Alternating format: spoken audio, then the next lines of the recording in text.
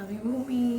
সকাল সকাল উঠে ওয়ার্কআউটটা করলে সত্যি দিনটা খুব ভালো যায়, মানে খুব ফ্রেশ লাগে। তো রোজকারের ওয়ার্কআউটটা করে নিলাম। This is my day 3 post workout scene and good job নিজেকে বলতে ইচ্ছা করছে। ওয়ার্কআউট করে নেমে নিচের ঘরে বিছানাটা গুছিয়ে নিলাম, আর আজকে একটা নতুন বেডশিট পেতেছি। তো তারপর রোজকারের মতো আমার সকালে ব্রেকফাস্টটা রেডি করে নিলাম। আজকে আর ডিম সিদ্ধ খাইনি, যেহেতু সোমবার ছিল আর আমি সোমবারে নিরামিষ খাই। তো আজকে স্মুদিটা একদম পারফেক্ট হয়েছিল। দেন স্মুদিটা একটু ফ্রিজে রেখে আমি খেয়ে নিলাম জিরে জল রোজকারের মতন।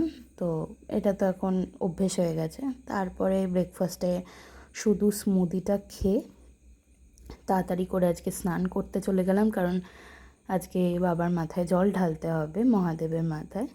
তো স্নান টান করে রেডি হয়ে একটুখানি আয়নার সামনে একটু ক্যাপ মারছিলাম, যাই হোক। তো তারপরে মহাদেবের মাথায় জল ঢাললাম নিষ্ঠা ভরে। আর আমার তো সবসময় সেভিয়ার মহাদেব।